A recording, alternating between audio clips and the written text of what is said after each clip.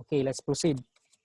So here are your common mistakes that you have done in this particular activity. Okay.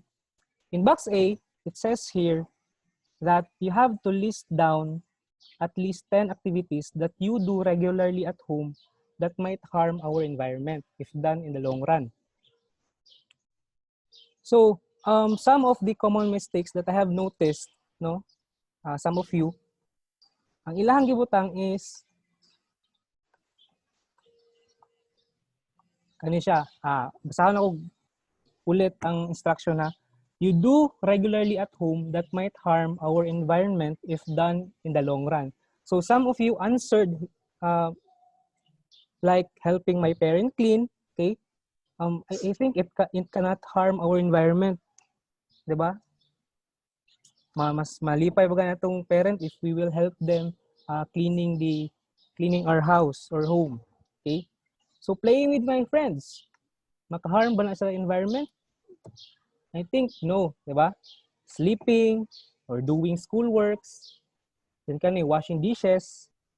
Maybe if you have only one plate na hugasan, then imuhang tubig nga gamit is daghan ra kaayo. So it can probably harm our environment. But most of the time, washing dishes, dili siya part no that that could harm our environment if we will do it in the long run. Okay? 6 is we have exercise. I think it cannot harm, our environment. Okay. So for box B,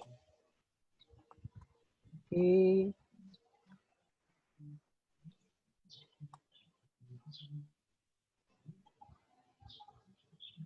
Okay siya. So box B, wala kay ko na-notice na mali or common mistakes na inyong nabuhat. But in box B, it includes a barangay and a particular community. Mas broad siya, dili lang siya limited to helping my parent clean, sleeping. In box B, mas complex, mas broad ang iyang coverage. Okay? So these are the common mistakes that I have noticed in your activity or SIP. So let's proceed to Okay, let's proceed here sa activity 1, define the case. So the question is, among the problem that you have stated in the pre-activity, you only have to choose one environmental problem that you want to know more about or study. So if I'm going to answer this one, for example, I'm gonna have this. So among the problem that I have stated in the pre-activity, I want to study and know more about water pollution. So it's, inana siya kasimple. The question is not asking you to explain further ang problem na imuhang gipili. Okay? But in number 2, what do you want to know more about the environmental problem na imuhang gipili? Then explain. So I want to know more about water pollution to avert it from getting worsened and damaging more organisms, particularly sea creatures. It also does not include us humans because we are also affected by water pollution, di ba? Mahimo atong water undrinkable, dili siya mainom because of polluted siya, okay? Moreover, I want to invent or create an efficient and effective solution for this distressing problem, okay? So diri sa next slide, some of you, I don't know if you are confused with the instruction or anything. So, common mistakes na inyong nabuhat is, for example, my problem is water pollution.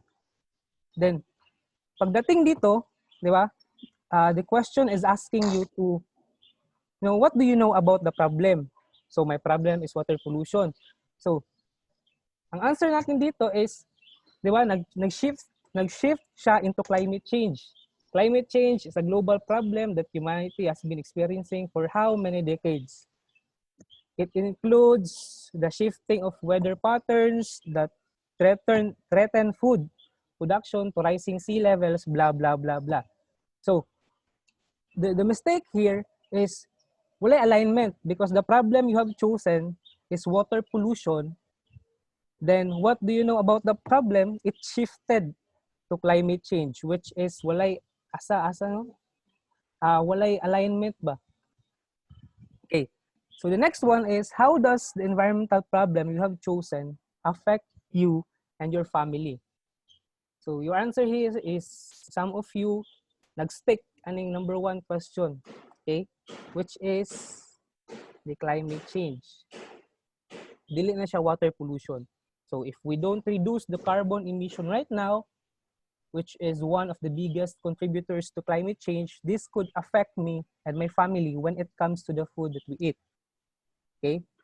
Too much carbon dioxide accumulating in our atmosphere is changing the composition of fruits and vegetables, making them less nutritious. Okay? Although, climate change can affect or can adversely affect us and our family, but I am talking here with the alignment, because the problem you have chosen is water pollution, then pag abot dere nag-shift siya into climate change. Okay? Although kung paminawin mo, yung para-pareha lang sila, but they are completely distinct to one another. Okay? The next one is, kani siya. Dunggan man ko, no? Or if na mo questions, please paki-kuan lang, paki-type lang so that we can see it later. Okay? Okay na ha? Oo, sir. Okay, sige. Dunggan pa man, no? Ano lang, kusog-kusog, sige. So this activity, kaning background search, will let you understand more about your core problem. You will make an introduction with background information that enables you to understand a definite problem. Okay? The background search will provide the context of the information discussed throughout your home-based investigation. Pinaka-importante rin sa yung background search is all sources of information, kailangan siya naka-cited properly. You have to place the author of the reference cited and the year of publication in parentheses at the end of the sentence or paragraph relating to the idea. For example, kaning Finnerty 2015. So, anaon mo siya pag-cite. Okay? But as I read your output or your background search, wala na ko siya nakita. Okay? Although you have the proper referencing, but kaning I cannot tell back if this statement is is mounted by this man or kay kinsa ni statement or unsa iyang na-contribute sa imong research. So yun. So that's the tiring part of doing background search, and you will experience it when you go in college na soon. Okay. Okay, let's proceed to this one. So kani naka-highlighted in yellow. We have Jean Gunner 2015. So after every statement, naagid ang pangalan sa author, because mag-serve na siya as credit sa iyang sa na-contribute niya sa imuhang research. Okay? So, using an internet source, book, or interview, create a background search of the environmental problem that you have chosen. So, the background search contains the definition of the problem, facts, and important information on the problem. Take note that you are not asked to give to give suggestion or any solution for the problem that you have chosen. What you only need to do is to define them, make a research kung unsa yang origin, kung unsang mga factor that could magpalala sa iyaha, di ba? So you are not asked to give or suggest a solution. Okay? So let me proceed to the next slide. Pinsan sa nang drawing ra. Kindly remove that one para klaro ato ang PowerPoint. Okay?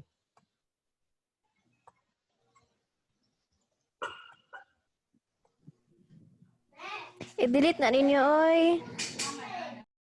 Sagay-sagay. Lag kayo. Okay. Sa iyong reference, daghan kayo ginani ang pagka-cite, no? The book, internet, Brainly, Wikipedia. Okay? Brainly is not a reliable source if kung gusto mo mangita og reference sa inyong research, because Brainly can be can be done by mga tao na dili kay sila expert, right, sa isa ka topic or isa ka problem. Okay, sa wikipedia.com, it can be edited by anyone. That's why yung credibility is not that 100% ba.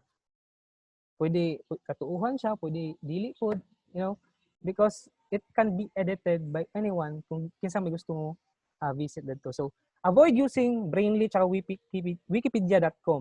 You can cite from the book or internet, but make sure proper ang iyang referencing. Okay? You have to place the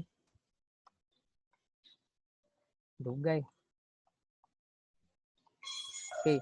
First is itong mga name sa author, followed by year of publication, then the title of the book, tapos the city, then lastly will be the kaning nag-publish aning nga book. Okay? So we're done with SIP. So question, if naa.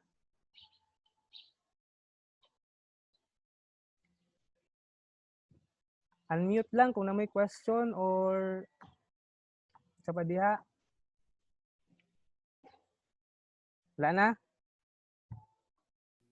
Wala, sir.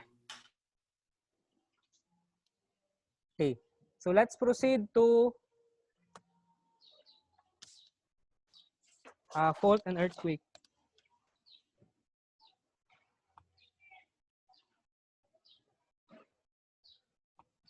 Ay, kadugay. Okay. Tara. So the surface of the earth is not a single piece of land. No, it's like a jigsaw puzzle ba. Then every piece of that puzzle is constantly moving, but most of the time we cannot feel it because they are moving very slowly, very slow. Okay? So as you can see here, siya puzzle, di ba? We have North American plate, Eurasian plate, African plate, Antarctic plate, and so on. Okay? So next is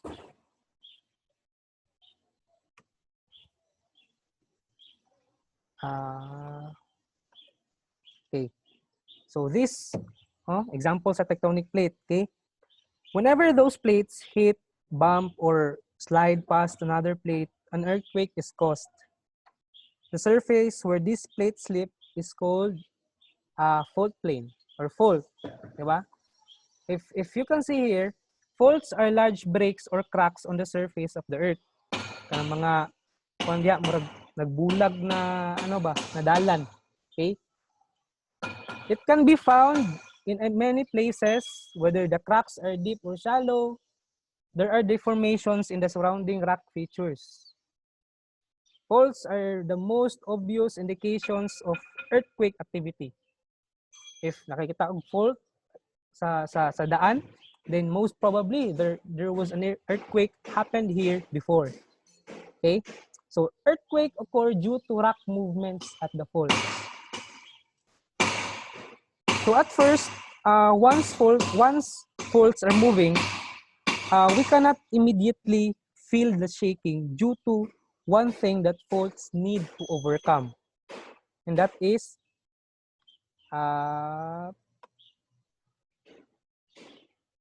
so kailangan na ay overcome ang faults for an earthquake to occur or to happen. Okay? So they need to overcome friction. So sa friction, 'di ba? Sa atuang first quarter, friction is the resistance to motion of one object moving relative to one another. Okay? Friction allows us to, not to stumble on a slippery floor or ground. Okay? So while faults are in the process of overcoming the friction, there is an energy that is slowly accumulating. Okay? na naipon ng energy ba once overcome nila ang friction.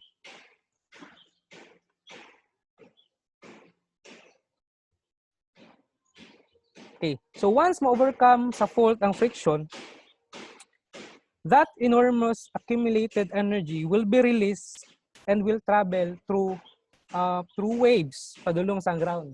And that is the time na ma-feel na to ang shaking. Okay? So also we have discussed the different types of faults. Okay? First is we have this one. What do you think? What type of fault is this?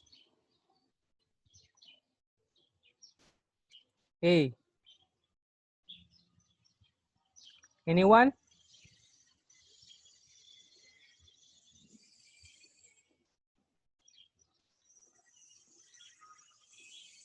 Pwede siya i-chat.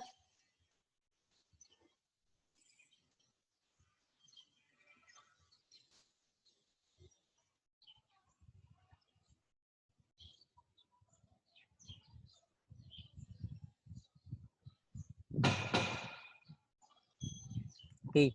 The type of fault that this image is trying to show to you is normal fault. Okay. Normal fault, in a normal deep sleep fault, the hanging wall block shifts down, lower than the footwall block. Kaya ang footwall, wala siya ni saka pababaw. It's just the hanging wall, nag-shift siya down. Okay? Ning baba ang hanging wall ba? So that's the normal fault or normal deep sleep fault. So sa inyong book, it discusses there kanang footwall o hanging wall. Okay? Ang footwall, that's the ground kung asa ta nakatindog o nakatayo. Diba? In hanging wall, kung asa sa mga nagamina, ginabita ilang lamp. So yun. Okay, that's the difference between hanging wall and footwall. Dali lang siya i-memorize because, foot, diba? Hanging wall, ihang na to ang lamp. Okay? So second is we have the reverse fault. The two blocks are pushed toward and against each other. The hanging wall moves upward and moves over the footwall.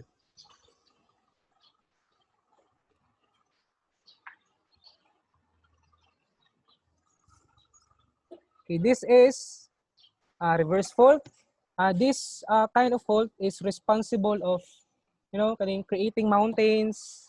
The tallest mountain we have is the Mount Everest. Then according to research, it says there na ang Mount Everest daw is nagataas gapon siya every year. Okay? So si reverse fault ang responsible sa mga mountains or So let's proceed to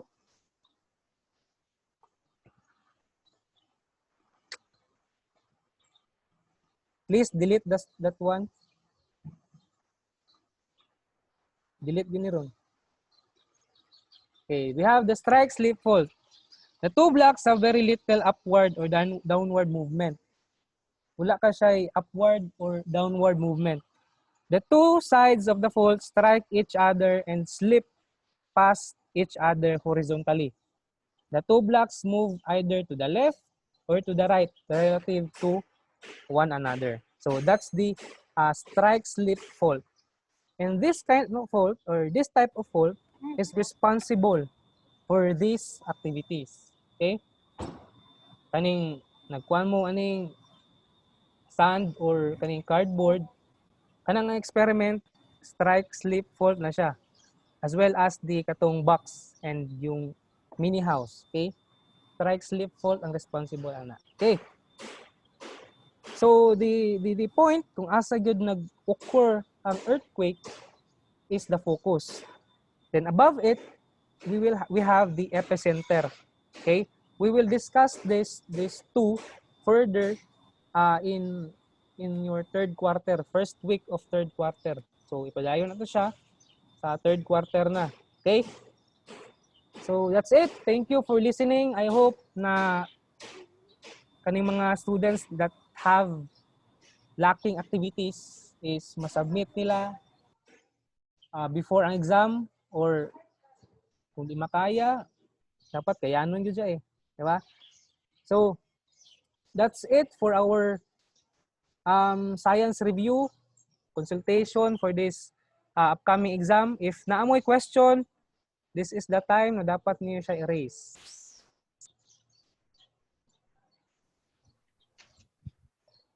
Excuse me, sir. Yes, ate. Fault and earthquake lang yung exam, sir. SIP and fault and earthquake. Bali, duha siya ka-coverage. Katong week 4 niyo, week 5. Okay. Thank you, sir. Sige, welcome. Team. Tubag Thank you, sa sir. tatwan. Bye-bye. Ay. Sir, ang reverse fault, other term is wall. No. Ang reverse fault, guys, is kani siya. Okay? Foot wall, hanging wall, di ba hanging, di ba? Dito siya ginabitay ang atuwang lamp. Then foot wall kung asa ta nagtindog. Ang reverse fault, nabi siya hanging wall and foot wall. So, you know, the same with the normal fault, okay? Nagyapon siya foot wall and hanging wall. Except sa strike slip fault, kay ang movement is either pa right or pa left. So yun.